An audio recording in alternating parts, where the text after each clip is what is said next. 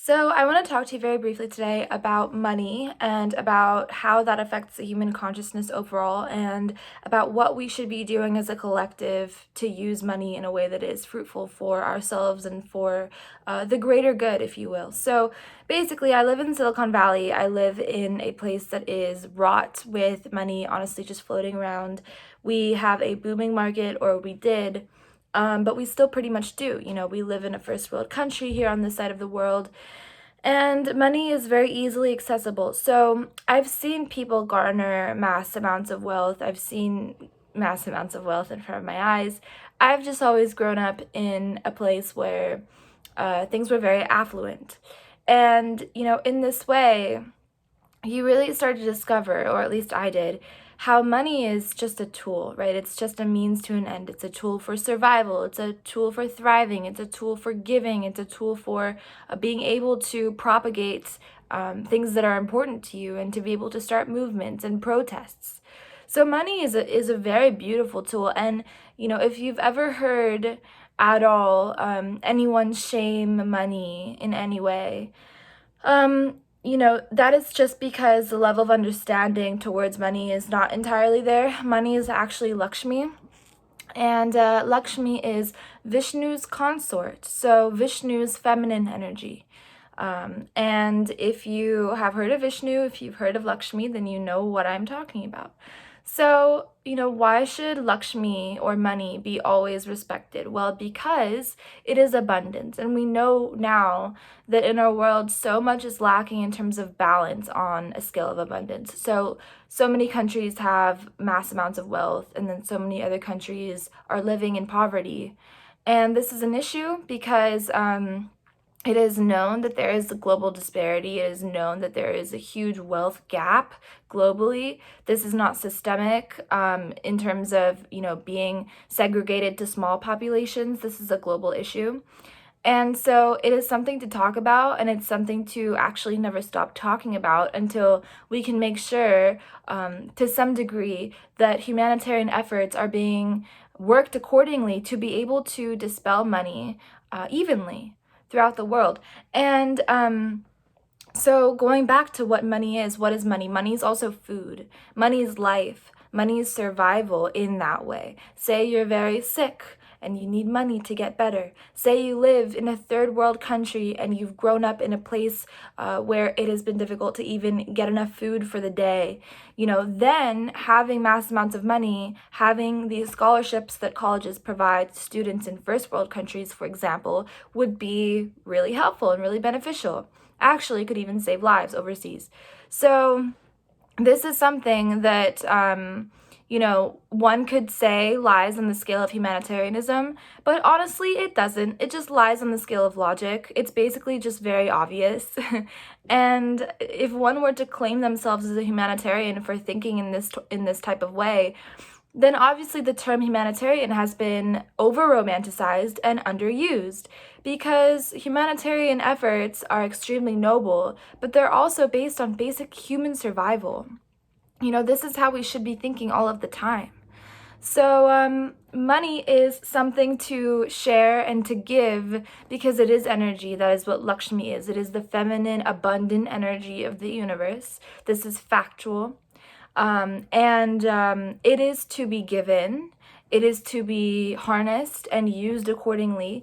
And actually, it is to be circulated. Because when we don't circulate money, it's like your blood flow. When you don't circulate your blood flow, parts of the body are not functioning as well as other parts of the body are. So your foot's asleep, but your brain is awake. But hey, you can't go for a walk because your foot's asleep. So in order for the whole working part to be functioning appropriately, ideally, all areas of the body are awake, alive, blood is flowing to each particular area.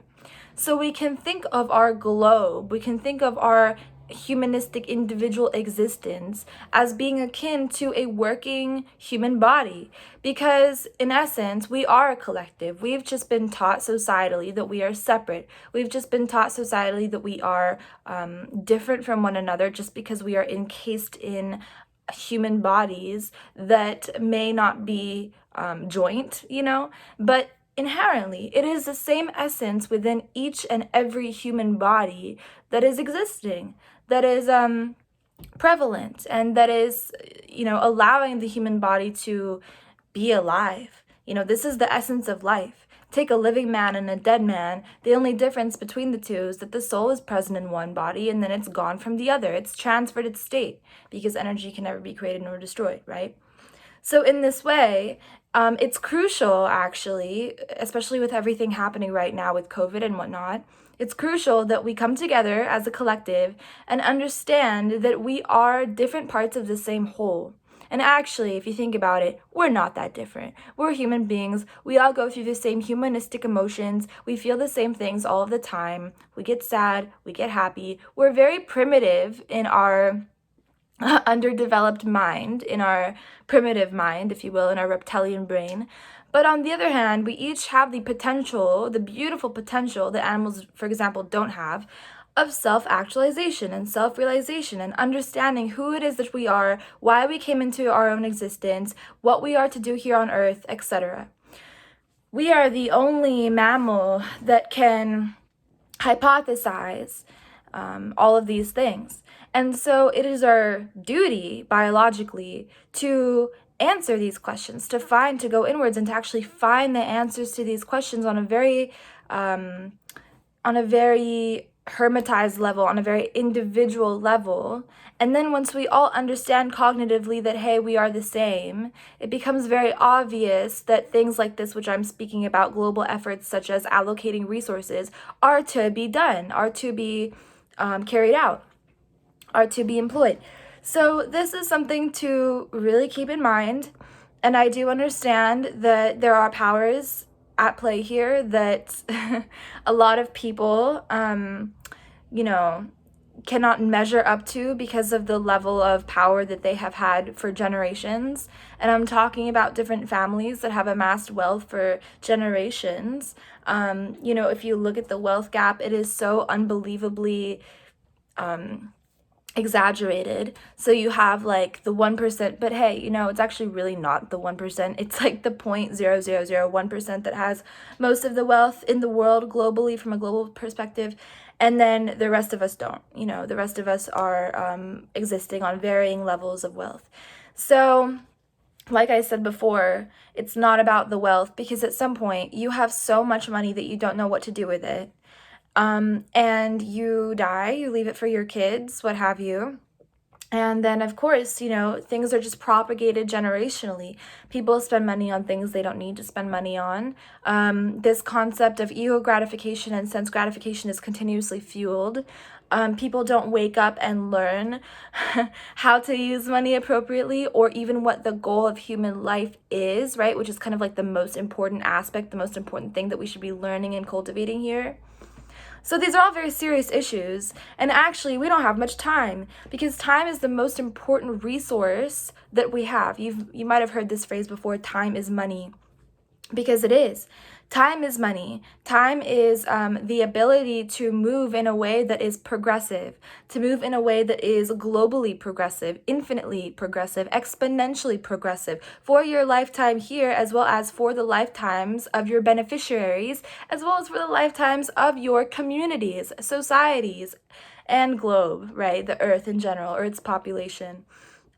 So this is just my 2 cents on money and what we can do to, make a difference. And honestly, it starts with each individual person. I do strongly believe that. Waking up happens on a very personal level, on a personal, deep, individual level. And we are society. Each individual person is society. You are society. So don't ever feel like you're helpless, because you're not. And don't ever feel like you are also too much of a, I guess you could say, dent in the system, or too much of a propagator of unnatural demonstrations, or, unnecessary or unhelpful demonstrations, because you're not. You are, just existing the same way everyone else is. But the thing is that you are society, and so is person B, and so is person C, and we can all do our own individual part, and it starts with changing the consciousness within. Our world is not going to change unless the individual consciousness does. So thank you guys so much for listening. I hope this was helpful or a little bit entertaining at least, and I will talk to you guys later. Peace.